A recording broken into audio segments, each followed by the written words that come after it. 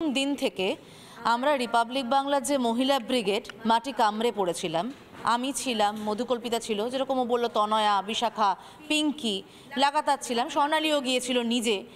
এবং সেখানে এরকমও হয়েছে যে বাইক করে দুজন পুলিশকর্মী লাগাতার রেইকি করে যাচ্ছে। আমি যেখানে যেখানে গেছি সেখানে সেখানে আমাকে রেইকি করেছে। স্বর্ণালীর কাছেও আমি শুনেছি স্বর্ণালী যেখানে যেখানে গেছে সেখানে সেখানে রেইকি করেছে। কিন্তু কোনোভাবেই আমাদের মুখ থেকে কোনো ধরনের কোনো এমন শব্দ বের করা যায়নি, বা এমন কোনো শব্দ আমরা অন এয়ারে বলিনি, বা এমন কোনো কাজ আমরা করিনি যাতে কোনোভাবে আমাদেরকে হাতকড়া পরানো যায় বা কোনোভাবে আমাদেরকে ধরা যায়। সেই চেষ্টাটা প্রথম দিন থেকে ছিল বলে অন্তত আমার বিশ্বাস। আমার সহকর্মীরাও বলবে তাদের ক্ষেত্রেও কি অভিজ্ঞতা হয়েছে। সন্তু যখন গেল, ওরা বোধহয় একটা সুযোগের অপেক্ষায় ছিল একজন পুরুষ সাংবাদিকের। সন্তু যখন গেল তখন তাকে একটা আমি একদম দাবি নিয়ে বলছি, ভুয়ো মামলা দিয়ে তাকে ফাঁসিয়ে দেওয়া হলো। কোথাও কি সন্দেশখালের যে ঘটনা, মা বোনদের সঙ্গে যে নারকীয় ঘটনা এতদিন ধরে চলে আসছে, সেটা থেকে নজর ঘোরাবার জন্য ভুয়ো মামলা দিয়ে কোথাও বিষয়টাকে ভোলাটাইল করে দেওয়ার চেষ্টা করা হলো। সন্দেশখালী থেকে আমাদের সরিয়ে দেওয়ার চেষ্টা চলছে। আমি আপনাকে বলি, নজর ঘোরানোর বিষয় না, এটা ডিপ কনস্পিরেসি। বিষয়টা হচ্ছে মমতা বন্দ্যোপাধ্যায় কমপ্লিটলি ভোটের পলিটিক্স করেন, এবং তিনি 21 সালের আগে থেকেই খুব ক্যালকুলেটিভ ভোট করছেন। একটা হচ্ছে মাইনরিটিজ, মেনলি মুসলিমস, আর সেকেন্ড হচ্ছে মহিলা।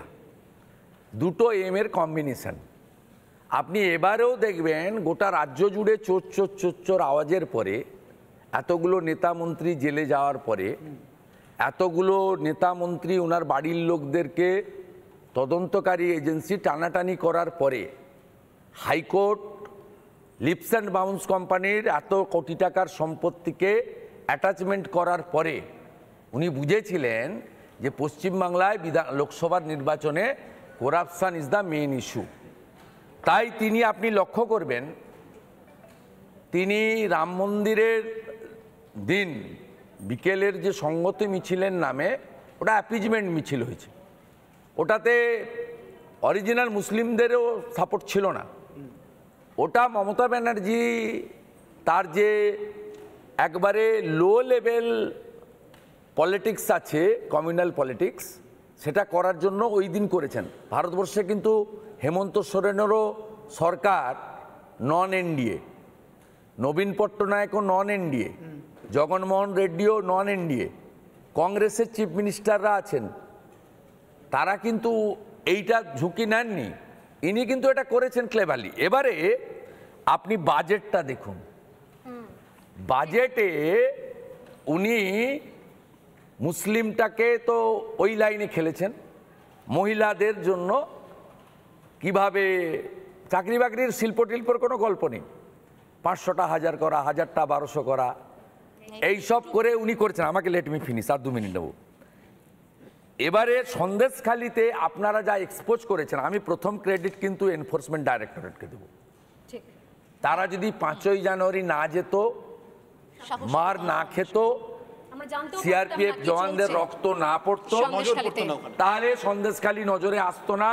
শাহজাহান, শিবু, উত্তমরা, জিয়াউরুল মোল্লারা, আলমগীররা, এরা আরো 10 বছর আমার মা বোন দিদির সব কেড়ে নিত, কন্টিনিউ করত। ন্যাচারালি ইডি হচ্ছে ফার্স্ট ক্রেডিট পাবে, আর সেকেন্ড আপনারা, মেনলি আপনি এবং অন্যরাও বাধ্য হয়েছে। কিন্তু কি বলছেন আপনি, তো বাজেটের কথা বলেন, আমরা বাজেট, এত সুন্দর বাজেট দেখাইনি বলে আমাদের উপর সে কি গোসা দেখাবেন কেন? দেখাবেন কেন?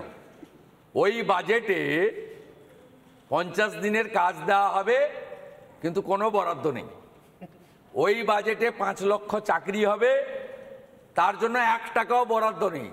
ও তো ভাষণে হয় না, রেশন দিতে হয়, বেতন দিতে হবে।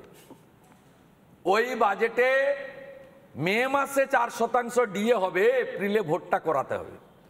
ন্যাচারালি সন্দেশখালী, আগে আমরা 11-র আগে বলতাম ভুলতে পারি নিজের নাম, ভুলবো না এখন নন্দীগ্রাম।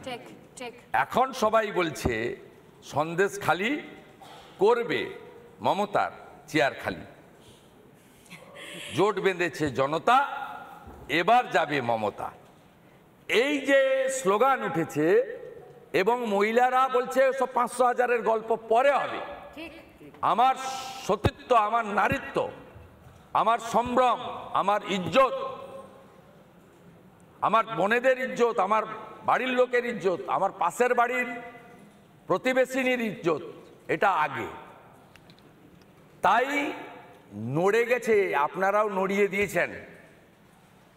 আজকে আমি একটা জিপিতে সন্দেশখালী, যেটা এফেক্টেড জিপি, ঘুরেছি। মিনিমাম 10,000 লোকের সঙ্গে আমার টাচ হয়েছে, আপনি দেখিয়েছেন কন্টিনিউ 3.5 ঘন্টা। এবং মোর মানে 5,000 মিনিমাম মাতৃশক্তির সঙ্গে আমি মিট করেছি। আপনাকে রাখিও 2,000 মেয়েরা নিয়ে গেছে ঘাট থেকে, 3,000 মেয়ে এসে ছেড়ে দিয়ে গেছে শঙ্করধ্বনি করে। ঠিক। শুধু আপনারা দেখেননি, বৃন্দাকারও তো দেখে গেছে। আমি দিদিকে নমস্কার করেছি। আমাদের অগ্নিমিত্রা তাপসী মণ্ডলদের আটকে দেওয়া হয়েছে, কিন্তু আমি যাওয়ার পরে নবান্ন থেকে বৃন্দাকারদেরকে ওখানে ঢোকানো হয়েছে। সেটা আমার কোনো অসুবিধা নেই, সবাই যাক, ওটা ভারতেরই একটা জায়গা, কেন যাবে না? Free for all.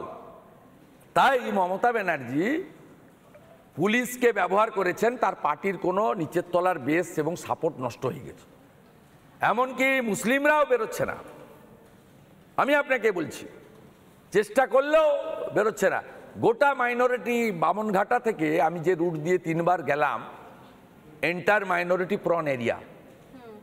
আজকে অনেক চেষ্টা করে রামপুরে 50-60 জনকে জড়ো করেছে তৃণমূলের পঞ্চায়েত মেম্বারের নেতৃত্বে, বাকি কোথাও অবস্ট্রাকশন করতে পারেনি। তাই মমতা ব্যানার্জি ভীত, আতঙ্কিত। যে মাতৃশক্তি জেগে উঠেছে, আজকে যা চোখের জল আমি মুছিয়েছি, যেভাবে মহিলারা আমাকে নিয়ে গিয়ে দেখিয়েছেন, এবং তারা বলছেন 14 সাল থেকে 23 পর্যন্ত কেউ ভোট দিতে পারেনি। হ্যাঁ, বলছেন তারা, আমাদের সামনেও বলেছেন ক্যামেরার সামনে। 10 বছরের বেশি সময়কাল ধরে তাদের যখন যাকে দরকার, ওরা যেভাবে দরকার মহিলাদেরকে মধ্যরাত্রে তুলে নিয়েছে। বয়স্ক লোকগুলো চোখের জলে ভাসিয়ে দিয়েছে, কার 10 বিঘা, কার 7 বিঘা। আমাকে নিয়ে গিয়ে 703 বিঘা জমি জলকর দেখিয়েছে উপজাতিদের এবং তফসিলিদের জায়গা। সিরিয়ার থেকেও খারাপ অবস্থা করেছে ওখানে।